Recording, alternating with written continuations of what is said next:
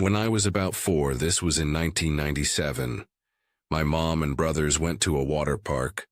On a weekend during the summer, the park was set up so that you would walk through the entrance and run directly into a food court with a little information or map. Stationed there to the left was inside an arcade area with a roller coaster, a little one directly outside of it, and behind the arcade building was an enormous wave pool. To the right of the entrance was the kiddie park, and then behind the kiddie park was a lazy river and all the water slides with it. Since my brothers were older, and they wanted to ride the big slides, my mom and me split from them to head to the kiddie park. I remember playing for a little while, making some friends with some other kids when this one little boy asked me if I wanted to go to the wave pool since I was little. My mom told me that I was not allowed to go to the wave pool, at least without an adult, so I told him that I couldn't.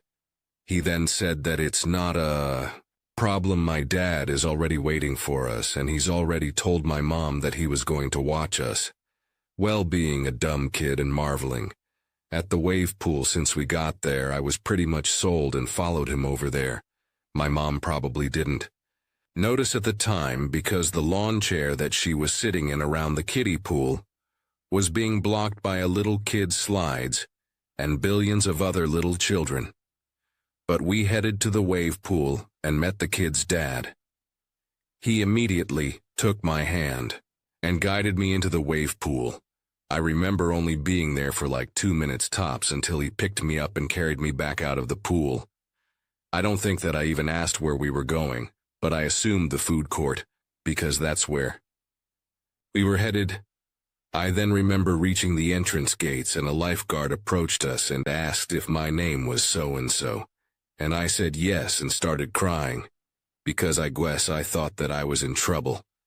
The lifeguard then grabs me from the dude, and I see my mom running up sobbing. Years later, we're revisiting this story, and she tells me that she noticed that I was missing pretty quickly, and told a lifeguard to close off the entrance to the park.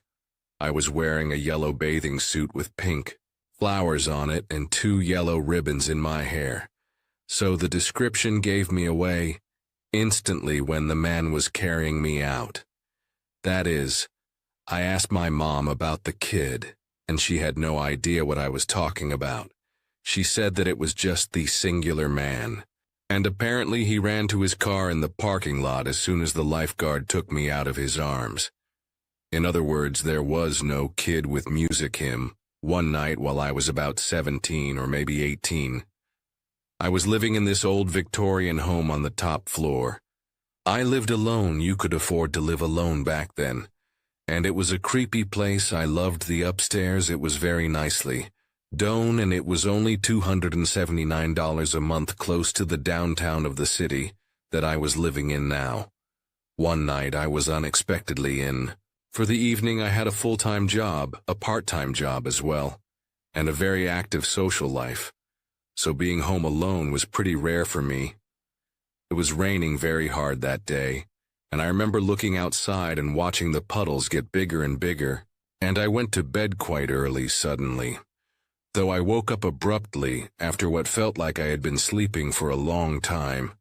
It was completely dark, almost pitch black in my bedroom. There was just a bit of light in the corner of my room from the street. Light outside. I looked to my digital bedside clock. I had only been asleep for 5 minutes at the most, though I kind of got chills then, and I heard what I can only describe as like a hissing sound. I looked up to the ceiling of my bedroom, and there was a black blob-like form that was just moving and changing size and slowly making its way to me. By the time the realization that it was coming to me hit me, I became unable to move my limbs, my body. I could not talk or scream. I just laid there unable to do anything but watch it get closer to me. When it reached me, it just kind of settled on me. I could feel its weight. I couldn't close my eyes. I so desperately wanted to, but I just couldn't. The terror that I felt cannot be described, though the evil that I felt from this form was immense, and I have not felt anything like this, that kind of evil, in my life. ever after what seemed like hours. Though suddenly it was gone, my room got brighter, and I was able to move again. I checked my clock, but again only 5 minutes.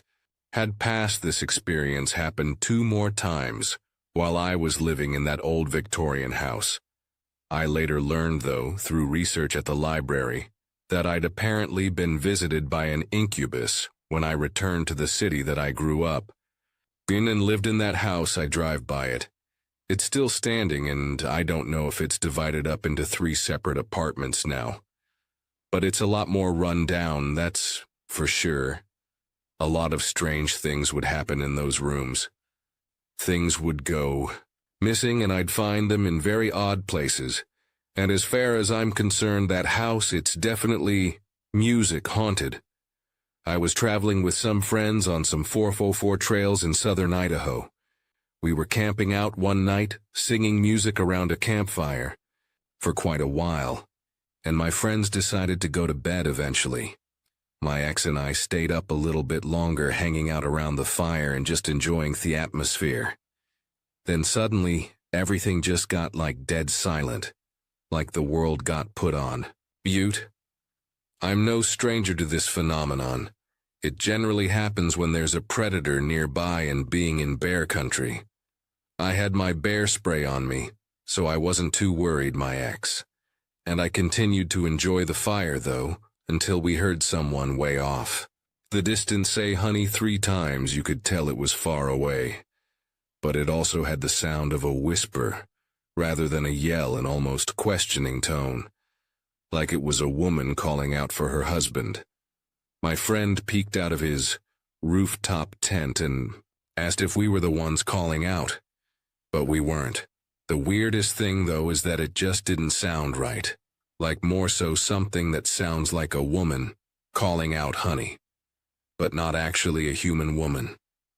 I couldn't put my finger on what it was, but the more rational side of us decided that it may have been a hiker or something.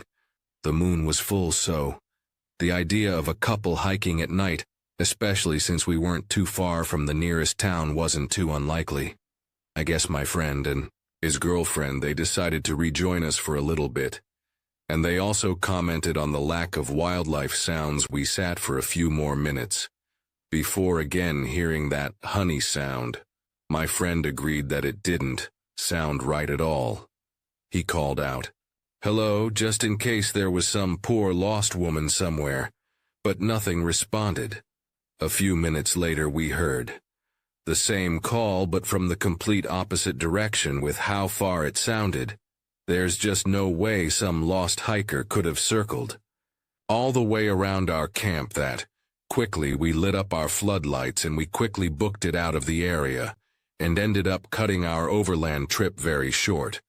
I still have no idea who or what made those noises, and it really still creeps me the heck out. Honestly, too, I'm really not sure if I'll be traveling to southern Idaho ever again.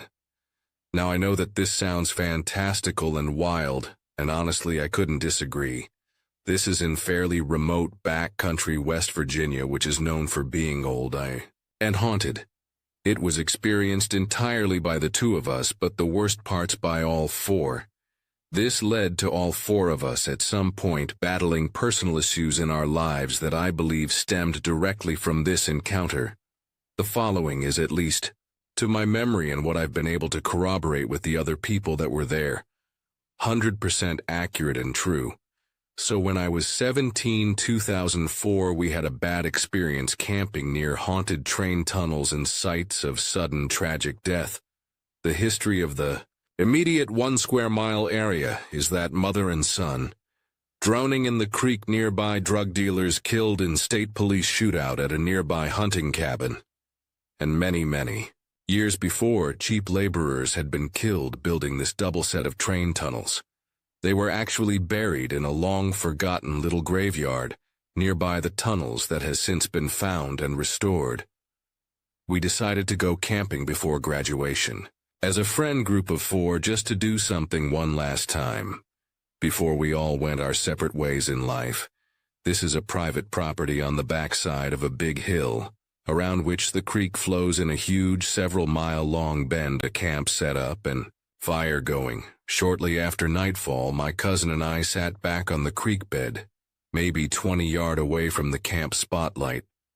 A fish in the water. We then began to hear a sort of like rhythmic sloshing sound.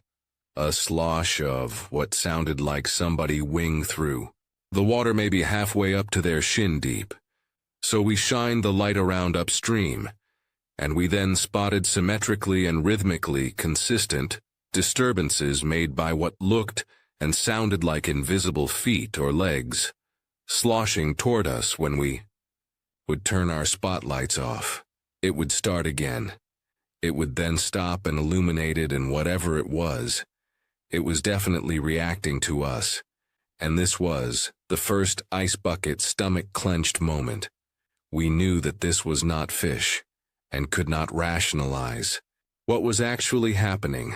This scared us pretty badly, but we decided best to be kept to ourselves and join the others gathered at the fire. Suddenly, as we made our way back, we heard the sloshing make its way to where we were on the bank, and the noise stopped, given the speed that we witnessed it moving, and how far it was from us when we were watching it. It must have sped up to make it to the bank that we were on, and the amount of time that it took us to get to the camp. Others at the camp heard it as well, and figured that we'd either gotten in or somehow riled up some fish, but we just played it off in the end.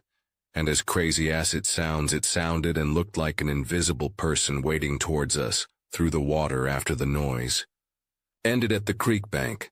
We then all saw the tall grass, disturbed as something that we couldn't see, ran around the foliage perimeter of our circularly cleared campsite.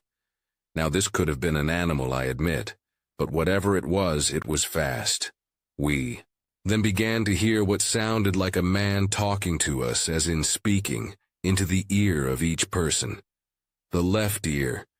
If that matters. At first, it sounded like garble, really, but after maybe 15 to 20 seconds we could make out the words, saying we shouldn't be there and we needed to leave, before finally addressing us directly and saying slightly more forcefully, "You need to leave."